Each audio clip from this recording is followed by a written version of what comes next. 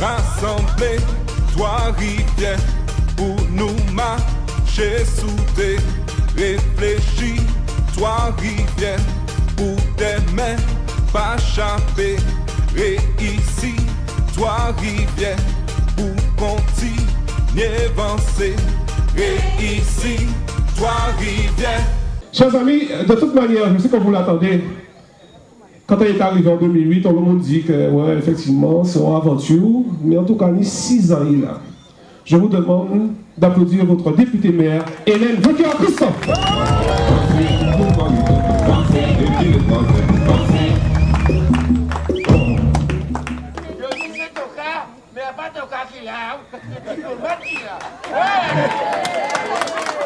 Chers amis de Cité Fleurie et de Chemin de Grotos, bonsoir. Bonsoir à tous ceux et celles qui nous suivent déjà depuis hier et qui continueront à nous suivre pendant ces 15 jours de campagne. Mais merci également à tous ceux que je vois ici, qui ont quitté leur maison et qui sont venus nous entendre et puis aussi peut-être nous donner la force. Et puis nous dire que ce que nous avons fait, nous l'avons bien fait. Alors c'est vrai que 2008, déjà 6 ans, mais on a l'impression que ces 6 ans-là ont passé tellement vite. Tellement vite parce que le travail était immense. Et nous avons fait déjà une bonne partie. Tous vous le diront, ils vous l'ont déjà dit. Le travail est inachevé. Il nous faut continuer. Il vous faut nous donner ce passeport. Ce passeport qui nous permettra, dès le 24, parce que vous avez vu que nous sommes en élection, mais que le travail continue. Vous avez vu que les travaux continuent. La mairie continue à fonctionner. Nous n'avons pas arrêté les choses parce que nous sommes en élection. Mais le 24, nous avons besoin de mettre en place ce programme, ce nouveau programme, cette nouvelle programmation 2014-2020, que nous avons déjà écrite, cette programmation.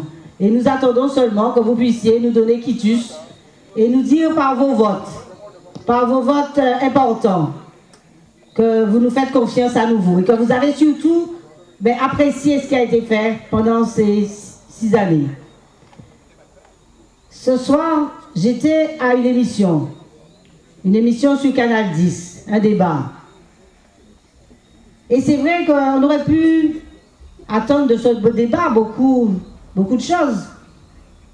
Mais c'était quand même, il me semble, pitoyable d'entendre un jeune. On aurait pu s'attendre à un raisonnement de jeune. Mais un jeune qui vous fait des remarques de personnes de l'ancien temps. Comment peut-on dire que dans cette commune qui ne fait pas bon vivre, comment peut-on dire dans cette commune que les impôts ont doublé? Vous avez vous-même, vous payez vos impôts, vous avez bien vu qu'ils n'ont pas doublé. Comment peut-on avoir ce discours alors qu'il suffit d'étudier un peu le dossier pour se rendre compte que ce qu'on dit n'est pas juste? De vouloir dire que nous embauchons, alors avant c'était des gens de l'extérieur, maintenant c'est des encadrants, et que nous n'avons pas utilisé la promotion interne pour pouvoir faire certains évoluer dans le cadre de leur carrière.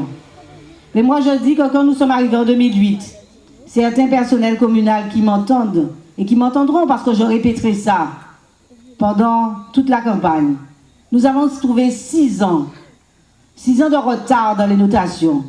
Et vous savez que les notations, c'est ça qui permet aux agents d'avancer. Mais il a fallu rattraper ce retard. Pour rattraper ce retard, je n'avais pas le choix. Il me fallait le directeur général des services. Parce que les élus sont là pour donner le là, mais ce sont les administratifs qui font fonctionner la commune. Donc, bien entendu, il me fallait des encadrants. Alors, on peut dire que j'aurais pu trouver des personnes de Trois-Rivières, moi je n'en connais pas. Le seul que nous avions, il est venu nous donner un coup de main. Vous le connaissez tous, c'était notre ancien DGS, M. Kafa. Et on le remercie pour ça, il nous a donné un bon coup de main. Mais c'est vrai que sa carrière se passe en région, donc il m'a dit qu'il ne restait pas et qu'il retournait en région. Mais il a bien fallu que nous puissions continuer à travailler chez nous, que nous puissions travailler pour vous, puisque c'était cet engagement que nous avions avec vous. Alors j'entends aujourd'hui qu'effectivement nous n'avons pas promotionné nos agents, parce qu'eux aussi pouvaient être directeurs des services techniques en particulier, puisque c'est ce qui m'a été dit.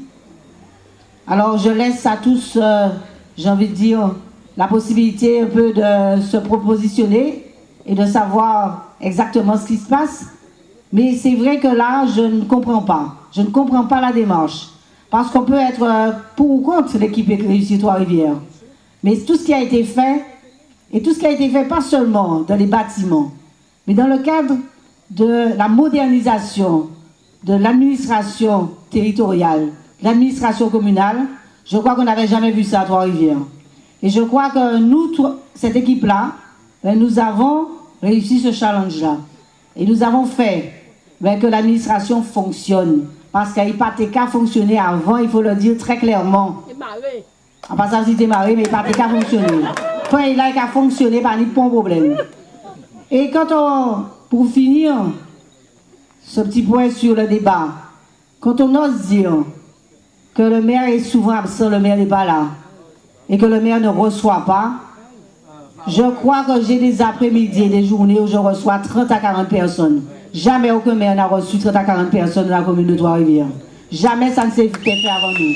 Nous avons des agents, nous avons des élus municipaux qui sont tous les jours en permanence. Il y a une permanence le matin, le soir, il y a toujours un élu de disponible. Alors c'est vrai que c'est normal puisqu'on vient en campagne, il faut trouver des choses à dire.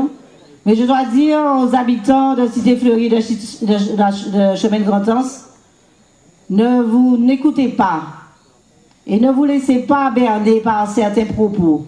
Je crois que vous avez pour vous de voir ce qui s'est passé, de voir une équipe qui était à votre écoute, une équipe disponible et qui a pu répondre à des priorités.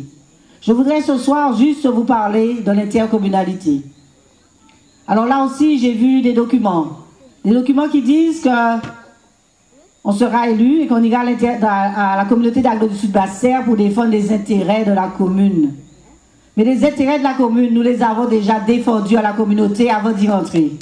Nous les avons déjà descendus parce que nous avons préparé notre entrée à la communauté d'Aglo du Sud-Basse-Serre. Nous l'avons fait dans le cadre des ordures ménagères. Si nous n'avions pas été vigilants, si nous n'avions pas forcé, j'ai envie de dire, dans ces retranchements, la présidente de la communauté d'Aglo du Sud-Basse-Serre, eh bien, si nous n'avions pas exigé qu'au premier conseil communautaire de janvier, que la taxe des ordures ménagères soit à l'ordre du jour, vous seriez passé de 14,9 à 20,6 sur votre taxe d'ordures ménagères. Et croyez-moi, faire un saut de 6 points, on le ressent dans le cadre du paiement de ces impôts. Oui, nous avons préparé ça. Et nous avons fait ce qu'il fallait à la communauté pour que cette taxe des ordures ménagères reste au même taux et que vous n'ayez pas à payer ce différentiel. Alors, peut-être que d'autres n'ont pas compris et ne savent pas exactement. Mais l'eau et l'assainissement, qui est une compétence qui passe à la communauté d'Aglo. J'ai lu sur un document que c'était eux qui allaient préserver le prix de l'eau. Mais le prix de l'eau, il est déjà préservé.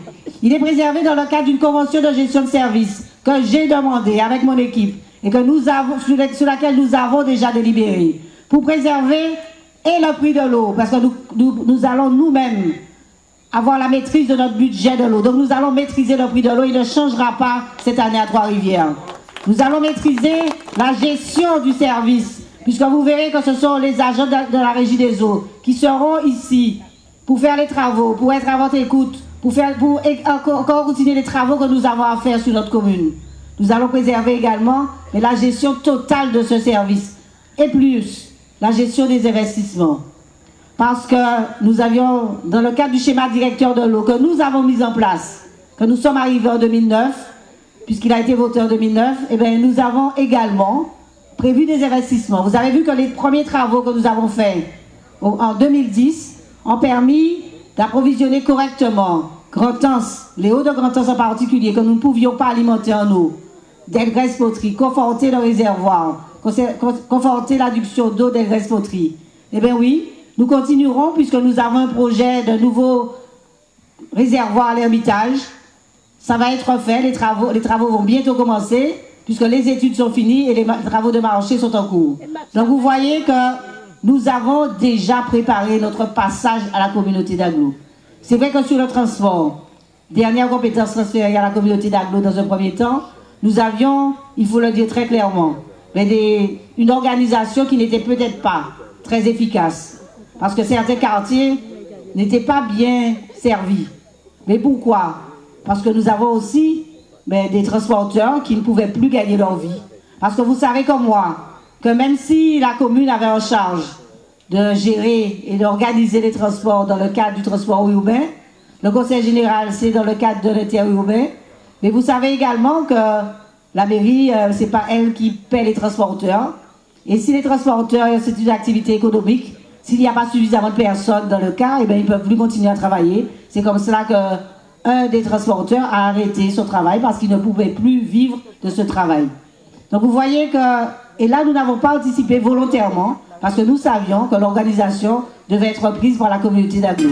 Rassemblez, toi rivière, pour nous marcher sous tes réfléchis, toi rivière, pour tes mains pas chapper, réici, toi rivière, pour continuer avancer, réici.